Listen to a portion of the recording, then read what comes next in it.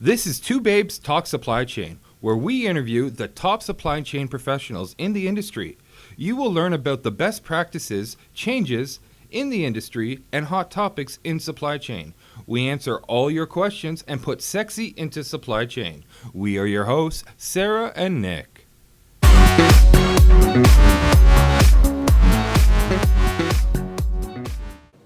Hello, thanks for joining us today. This is our first ever podcast episode for Two Babes Talk Supply Chain. You've got myself, Sarah, and Nick, and we're excited to talk to you about supply chain today. I mean, we're going to be talking about the differences between logistics versus supply chain, that definition. But I think to start, maybe we should get into some background about us. Background would be great. Well, I've been in the customs industry for about 6 years now, going on 6 years. It's a love-hate relationship, very stressful at times, satisfying at times. I always new situations coming up, every day's different. Lots of problem solving too, right? Lots and lots of problem solving, Sarah. And what do you currently do? So I'm the director of marketing and sales over at Ice Corp. I've been in the logistics industry for a very long time. I'm not going to tell you how long because that's going to tell you my age. But it's been a great road. I've done everything from imports to sales to marketing to customs to trade shows to warehousing. So I've really gotten all aspects of at least the logistics industry anyways. I've done my diploma for international trade through the FIT program, and I really enjoy it. Really, really like international trade, for sure. And you travel a lot, Sarah.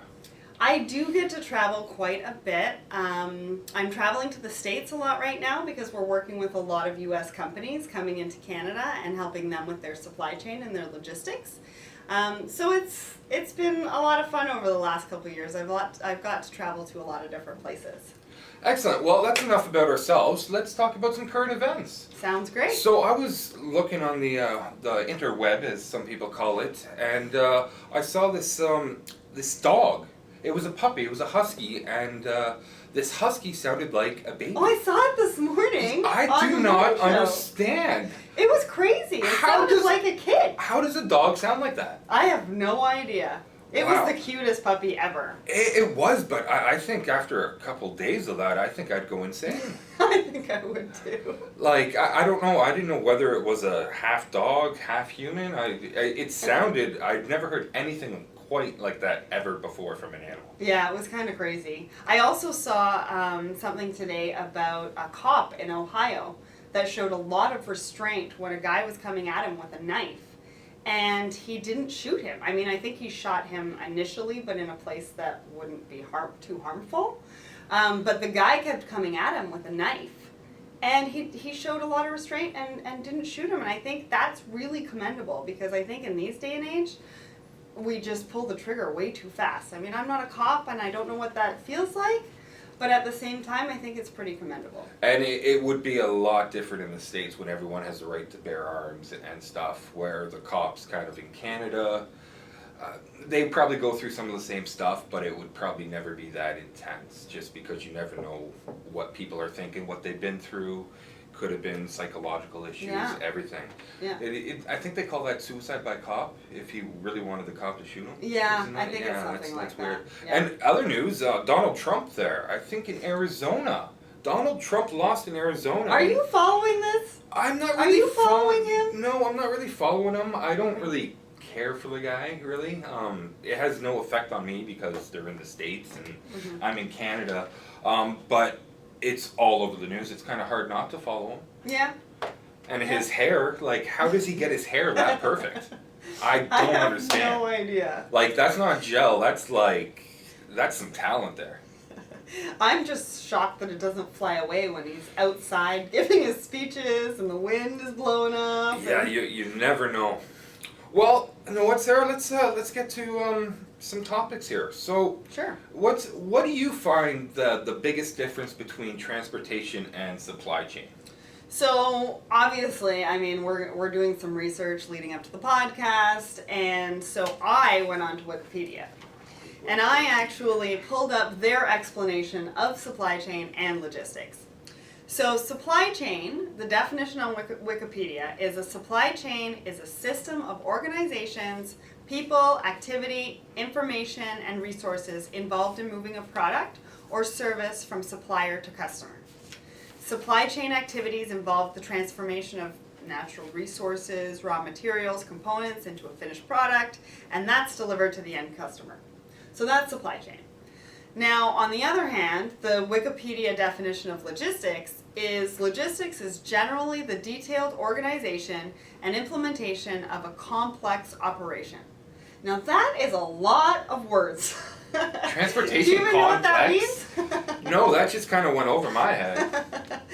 Well, logistics is fairly complex. I mean, the two of us know that for sure. There's a lot of ins and outs, there's a lot of problem solving, there's a lot of things that can go right, there's a lot of things that can go wrong. And a lot of changes to be had by any government department out there. Oh, they change things all the time. To me, it's a waste of money, and it's way too much changes sometimes. Sometimes. I mean, if it's for the better. Sometimes it is, and like when you're doing the EDI system and trying to make the process a lot smoother and more fluent, it's a lot better. Mm-hmm. But sometimes I find that they go 3 steps backwards, and then they want a paper package when this world and this world we live in now is all based on computers and internet and quick, like no time to wait. It's a lot different than what it was probably 10 years ago, which you would never know because you've only been doing this a couple of years. You're only Thanks a lot. 22, 23? Thanks a lot. I really like you. I know. So just to complete that definition, in a general business sense, logistics is the management of the flow of things between the point of origin and the point of consumption in order to meet requirements of customers or corporations. Now that makes a little bit more sense to me. That does make sense, but... Right. I mean, because here's my version of supply chain versus logistics. Supply chain covers anywhere from sourcing the product, purchasing the product, transporting the product, or even components into manufacturing, like into the country where they're going to manufacture, if it's a different place. Okay? Then it's going to be your transportation, your distribution to end consumer. I mean, that whole package to me is supply chain. The logistics is just a component of that supply chain. It involves the transportation, it involves the distribution, it involves the delivery to end consumer. It also includes the customs clearance. So that's sort of, to me, that's the tail end of supply chain. So that is the difference to me. Supply chain is all encompassing. Logistics is a component of supply chain. I don't know what you think. What do you think? I think that supply chain is a wonderful thing, and that more companies should be thinking about getting involved and finding ways to kind of save money. The economy is not the same what it was 20 years ago, and I find that if you could find one company to do all your one source, one solutions, that it would be... That's a great segue to our sponsor. I know, isn't that? It's pretty good, yeah. Really. Today's podcast is brought to you by ICE Corp, the one source, one solution, one company for all your supply chain needs. Visit them at icecorp, ICECORP.ca. All right, Sarah. So I'm just going to like to thank ICE Corp again for sponsoring us. Remember, that's your one source, one solution, one stop for all your supply chain needs. Yeah, I think it's really great that we were able to get a sponsor for Two Babes Talk Supply Chain. You know what? I don't think we really talked about Two Babes. All you people that are going to be tuning in, you're going to see a beautiful babe beside me here. Thanks. But I'm babe number 2. You're beautiful too, Nick. Why, thank you, Sarah. Beautiful. That's what my whole family told me all the babe 1 time. And babe 2, talking supply chain. So, in our industry, Sarah, I noticed that there's a lot of acronyms out there, and so many acronyms. People have acronyms on acronyms, depending on what government department you're dealing with, or what company you're dealing with, what type of person you're dealing with. Acronyms change all the time. Yeah, just look at, like, for shipping, just the Incoterms that you have to deal with. Oh, I know. And people like use those, like, and, completely differently.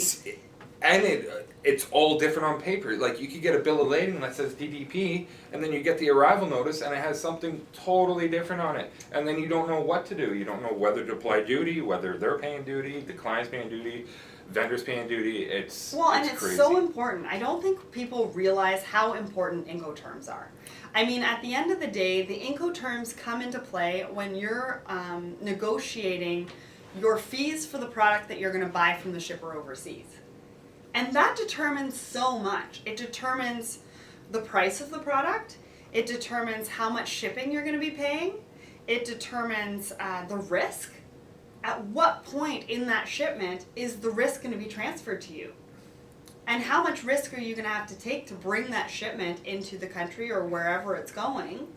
And it's so important, and people, I think, don't quite realize sometimes how important it is. Now, in your history of your work, just a few years you've been doing this, have you noticed that anyone, they thought the shipment was going to go one way, and the next thing you know, after all the paperwork was done, they're like, why am I getting charged this? Or why do I have this amount of duty when they just assumed it was going to be free? Yeah, a lot of times what happens, that usually happens in a prepaid scenario.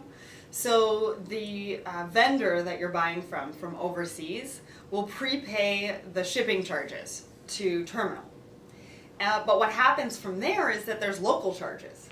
So there's handling charges, there's terminal charges, there's dock fees, there's delivery, there's all sorts of other charges that go into it. Hold on, it just seems like you just said way too many charges. Delivery charges, dock charges, handling fee. Don't they all kind of seem similar?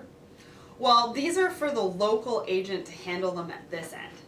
So your vendor has prepaid the shipment to terminal, but they haven't prepaid the local charges.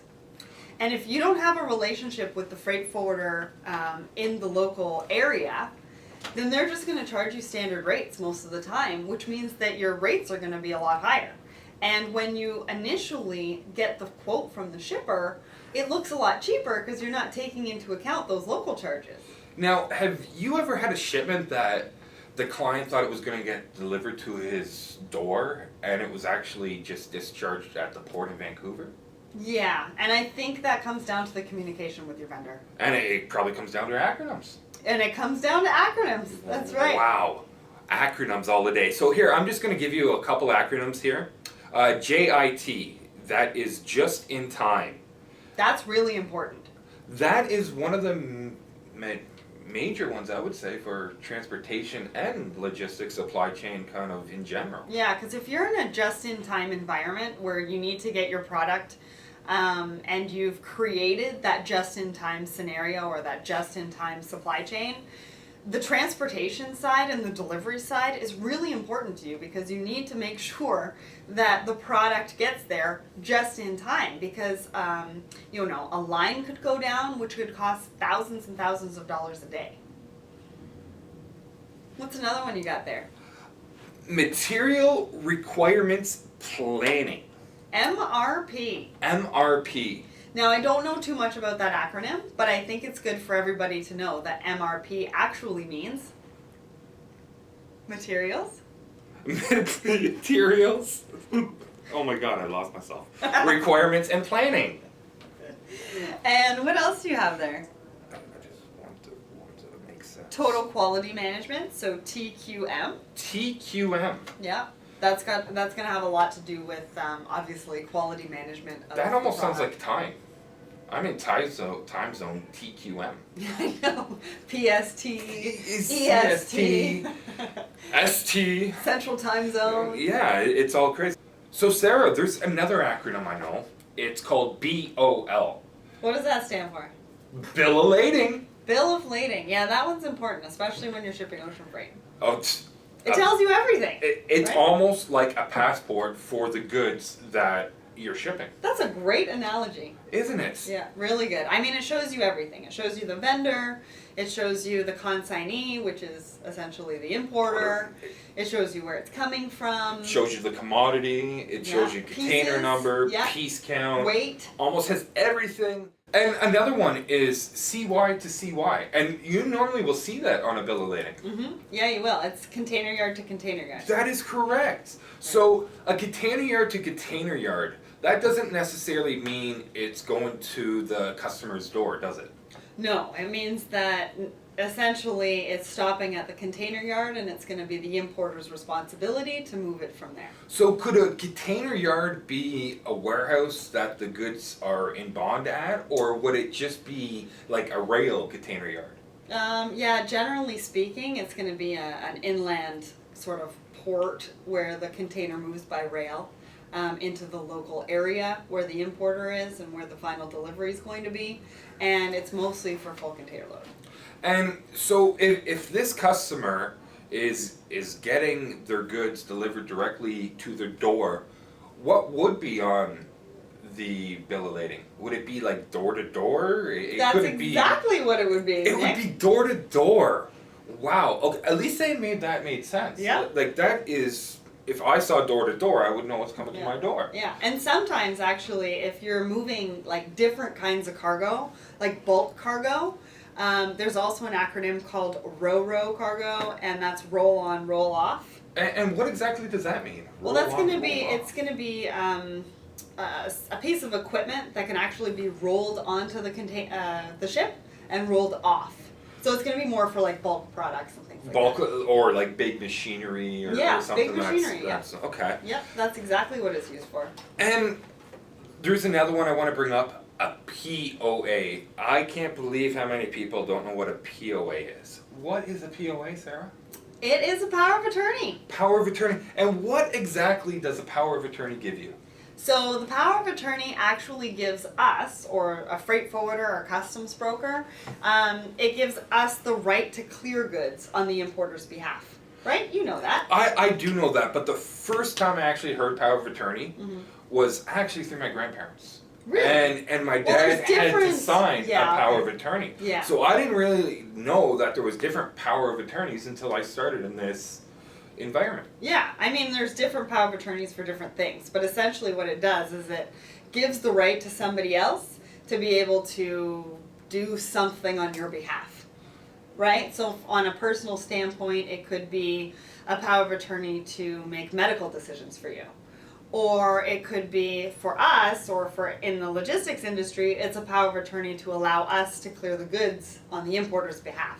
So there's various different terms and different things for the power of attorney anyway. All right, so I think we went through a lot in this episode. We went through the definition and the difference between supply chain and logistics. Hopefully you were able to take some tidbits from that and really understand the difference between supply chain and logistics. We went through a lot of acronyms. Yeah, there is so much more. Many more. Maybe every episode we just touch base on a couple and maybe we could talk about some help acronyms, society out that way. Yeah, I mean, if you even have any questions or you have any acronyms that you'd like us to mention in some future podcasts, you can actually email us at listener@twobabestalksupplychain.com. So join us on our next episode where we interview Andrea Stroud from APQC, and she is the program manager over there. We're going to be talking about making millennials part of the team. Just remember, we are all human and ship happens. Bye.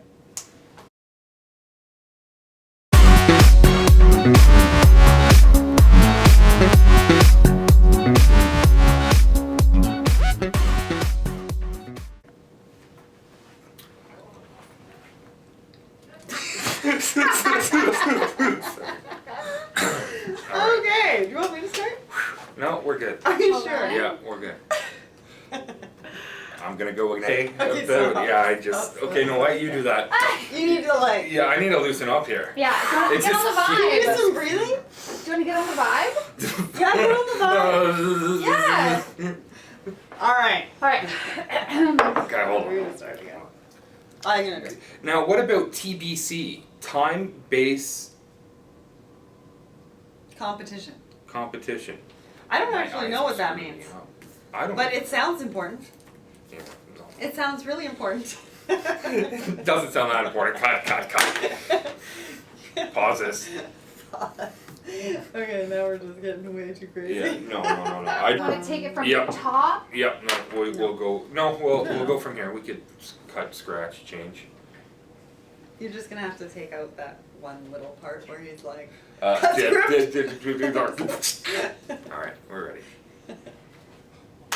All right, so where are we gonna go now? We've done our acronyms. That was quick. Okay, how long do we have? We are at. Mention it Okay. too much. No. Okay. Well, yeah, because we with the video. Yeah. That's cool. Yeah, we'll just do a quick conclusion, sort of. Ship. All right, let's finish this thing off. All right.